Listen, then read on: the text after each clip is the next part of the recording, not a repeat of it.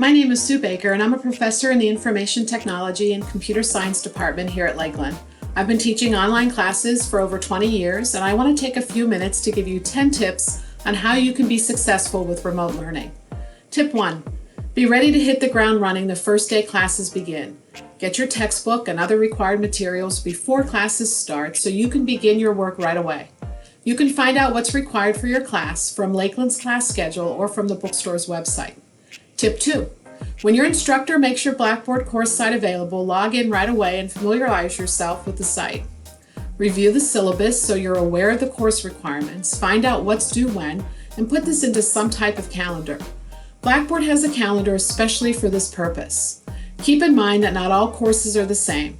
Just because a class you took last semester had Sunday night due dates doesn't mean they all do. Tip 3.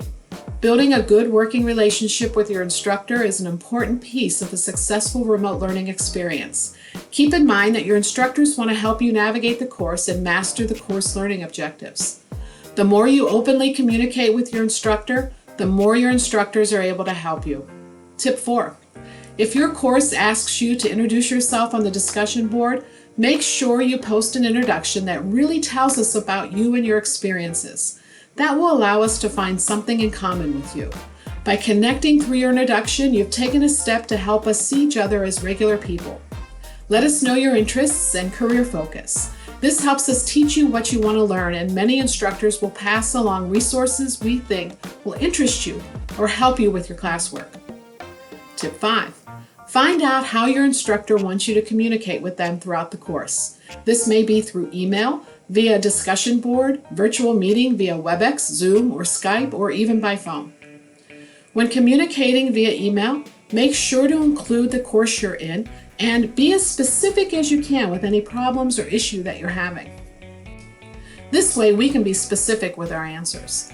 And always keep in mind that we're here to help you. We encourage you to ask questions and really truly want you to learn. Tip 6. We do realize that life happens and sometimes takes you away from your learning. Keep us in the loop if you're having problems. We appreciate it if you let us know what's going on and if you haven't been able to work on our assignments. If you can let us know in advance, all the better. We may be more open to extending deadlines if we know what's going on. Tip 7. Build relationships with your online classmates. Fostering these relationships can greatly enhance your learning experience, as well as lead to friendships and important career networking opportunities. Make sure you fully participate in introductory discussions and activities. When group work is assigned, make sure it gets your full attention and always do your share. Whenever you can, share your experiences to help identify interests you have in common with your classmates. These relationships can really help you if you find yourself struggling in your course, as they can provide the support you need to get through the tough times. Always know that there are other students that can relate to your experiences. Tip 8. The discussion forums are a great way to get to know your classmates, while at the same time to help build an online community of learning. In addition to your instructor and the course materials, each of you is an important source of knowledge. Being a member of a learning community means engaging in learning activities, absorbing new ideas, and sharing perspectives and experiences to understand the information presented in the course. Believe it or not, learning happens through discussion, reflection, collaborative teamwork, and most importantly, taking initiative and responsibility to listen, question, and think critically within the community of your fellow classmates. When you approach your courses with a commitment to initiate, respect, value, and fully engage in the material, dialogues, and group work, you are all working towards building this important piece of online learning. Tip 9. Don't be intimidated by discussion forums. The greatest advantage of these over the classroom discussion is that you have time to collect your thoughts and contribute without the need to think about your public speaking skills.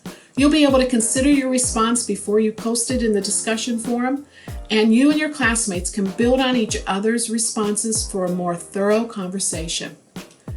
Tip 10. Enjoy being an online student. Online learning does place more responsibility on the student, but that doesn't mean it has to be a frustrating experience. Just make sure that you have really read and understand the syllabus, check your student email daily, watch for course announcements, and if you can work ahead in the class, then do it. Life happens. So get ahead of the game if you can. Bottom line, if you're unsure of something, ask. We're here to help you and ultimately want to see you succeed in our online courses.